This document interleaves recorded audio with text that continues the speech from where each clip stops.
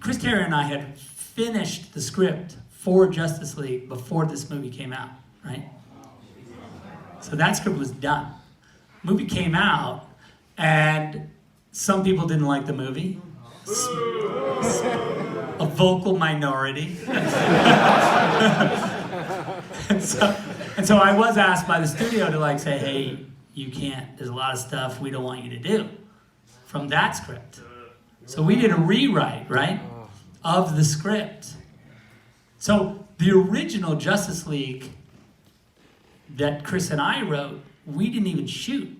I mean, there's a lot of it that we shot, but the actual idea, the hard idea, the scary idea, we never filmed because the studio was like, that's crazy.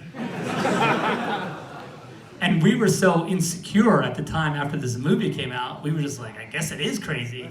Like, we're nuts. Like, what are we, there's gonna be mass hysteria in the streets if we film this. Apparently. It's crazy. Great art. It's a long story. We got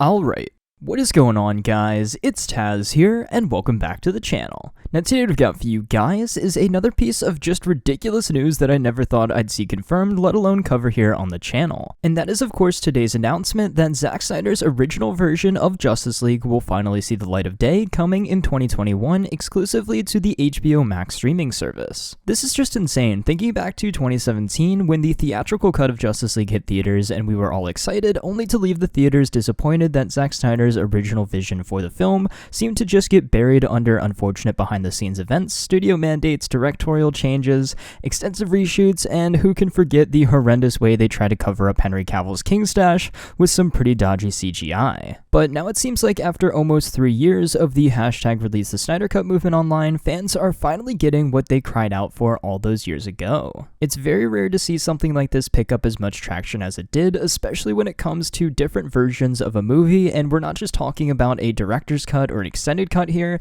This is a completely different version of Justice League than we actually got to see in theaters. However, slowly but surely the word got back to Zack Snyder that fans were disappointed with what Warner Brothers did to Justice League, completely changing what he had in mind for the film. Recently, there were bigger pushes for the elusive Snyder Cut of Justice League, with many of the main actors in the film even jumping on the Release the Snyder Cut bandwagon. And then I think it was a week or so ago when the rumors started popping up that they would actually announce the Snyder Cut was coming during Zack's Man of Steel watch party over on Vero. I kind of brushed this off as just another rumor, but thank Bebo I was wrong, and that is exactly what happened. Zack announced that his cut of Justice League would officially be coming to HBO Max next year, and it was as if the cries of millions of disgruntled Justice League fans were simultaneously silenced and replaced with celebration. The hashtag Release the Snyder Cut movement actually worked. I never thought in a million years we would actually see it, but here we are. I am beyond excited to finally see Zack's true vision for this movie and his characters.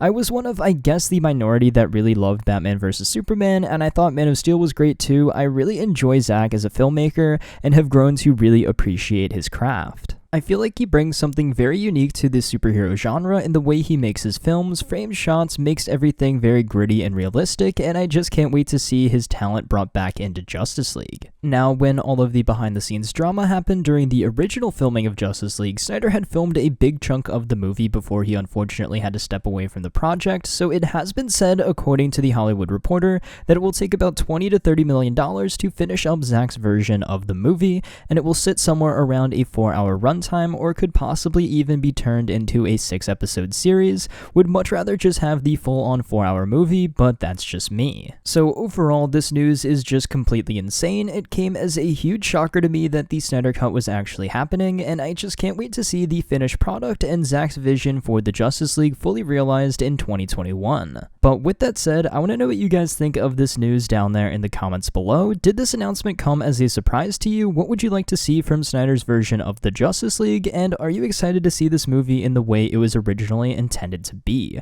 I want to know your thoughts on all of this down there in the comments below. But until next time, guys, it's been Tazz, and I'll see you guys in the next video.